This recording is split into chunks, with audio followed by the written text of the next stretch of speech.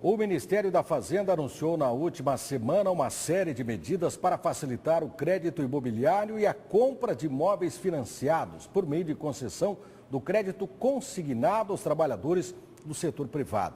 Essas medidas de estímulo devem entrar em vigor gradualmente, podendo injetar mais de 16 bilhões de reais na economia. E é sobre este assunto que eu converso ao vivo com o economista Antônio Humberto aqui nos nossos estúdios. Bom dia, professor. Bom dia. Como é que o senhor vê essa atitude do governo de incentivar agora também essa questão dos imóveis? Porque primeiro veio o IPI para a linha branca, né? Eletrodoméstico, depois dos carros e agora os imóveis também. É uma atitude que pode se dizer política no ano da eleição ou para se tentar equilibrar a economia, porque a recessão já está batendo as portas do trabalhador brasileiro, né, professor? Não resta dúvida que é uma medida macroeconômica, onde visa dar uma alavanca de crescimento econômico. Essas medidas elas podem ter um impacto de médio para longo prazo, não no curtíssimo prazo. O programa de garantia é um ponto principal que deve ser analisado.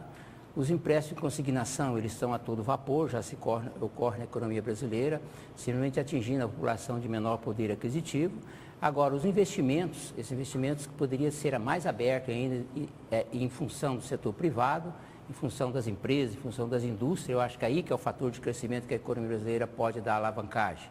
A construção civil, corremos o risco de ter um boom, esse boom é um risco nacional que nós passamos por ele, em função do alto índice de disponibilidade e o alto índice de inadimplência do setor privado, principalmente das famílias brasileiras. O senhor falou duas palavras mágicas aí, o boom, né, que também pode ser uma bolha, como aconteceu nos Estados Unidos, e a inadimplência. E o que aconteceu, por exemplo, na indústria automobilística, que houve inclusive demissões por conta da compra de veículos incentivada pelo governo e a inadimplência veio a galope. Isso pode acontecer também no setor imobiliário? É um risco. Logicamente, nós estamos batendo em cima dessa possibilidade, dessa hipótese de acontecer esse boom. Haja visto que as pessoas estão adentrando a esse sistema. As garantias não são aquelas garantias relativamente que se pode se dar para o sistema financeiro. E isso traz um risco de uma bolha, um risco de imediatismo de gerar isso, e isso faz com que a economia perca um pouco a garantia, ou seja, o índice de confiança da sociedade na economia brasileira. Isso não vai fazer com que o PIB volte a crescer. Nós teríamos que estar fazendo investimento no setor produtivo e não na área de consumo, somente no setor de famílias.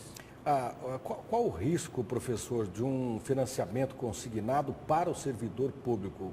Porque aí está incluído também os aposentados. Isso já ocorre com grande frequência em todo o país e a gente percebe que no momento em que o servidor vai receber o salário, ele tem a sua capacidade de compra reduzida exatamente por conta desse tipo de financiamento. Não há o risco dele faltar dinheiro lá na frente para outras prioridades porque ele fez essa compra, esse investimento? É uma política macroeconômica que nós vivemos. É perigo você dar salário do que dar um empréstimo consignado. Logicamente, o governo segura o salário, ou seja, os índices inflacionários nossos, nós estamos batendo o limite, ou seja, sendo fora da meta, acima de 6%, e isso faz com que a economia fique vulnerável. E os aposentados ou o assalariado, ele tem esse empréstimo fácil, ou seja, as instituições financeiras, você recebe em média hoje 10 ligações por dia até, em cima dessa motivação, e essa motivação é um risco. As pessoas adentram a ele porque o emprestador não tem risco. Qual é o risco do emprestador? É zero, porque ele desconta em folha.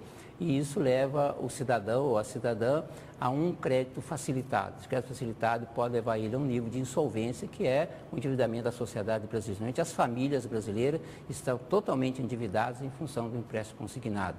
É uma situação que nós enxergamos de mau uso dos meios de comunicação voltado para o sistema financeiro. Esse trabalhador que faz esse empréstimo consignado, os financiamentos, ele está ciente da taxa de juros e desse risco que ele corre? Não está faltando um esclarecimento por parte do próprio governo, que aliás tinha limitado esses empréstimos, chegou até a limitar, dizer não, só estas empresas estão credenciadas, essas não, para tentar frear esse tipo de exploração até que estava sendo feito?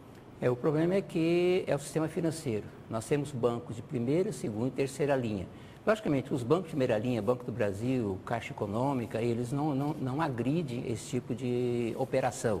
Quem está ganhando a operação é os bancos de segunda e terceira linha, onde coloca o telemarketing fazendo esse contato. O telemarketing, através de um acesso ao Ministério do Planejamento, tem acesso praticamente a todos os servidores, principalmente o servidor público, tanto federal quanto estadual ou municipal, tem esse acesso e eles começam a fazer o marketing. Eu fiz esse marketing, o telemarketing, estimulando a pessoa a consumir. Eles já ligam oferecendo um crédito aberto. Esse crédito aberto, muitas vezes, ele deveria ser contraído por uma situação especial, um tratamento de saúde, um tratamento dentário, ou sair de uma posição de um endividamento onde a taxa de juros no Brasil está relativamente muito alta.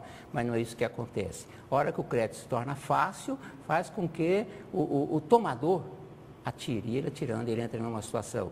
Qual a situação brasileira? Nas taxas de juros. Hoje a taxa de juros brasileira ainda está uma taxa de juros proibitiva, e isso faz com que, a hora que você limita o crédito, você pôr de outro foco, você libera o crédito, mas com a taxa de juros alta. Você teria que ter a ação macroeconômica atuando. Ou seja, mesmo que você reduzisse o crédito, mas você tinha que ter uma situação de contenção da taxa de juros.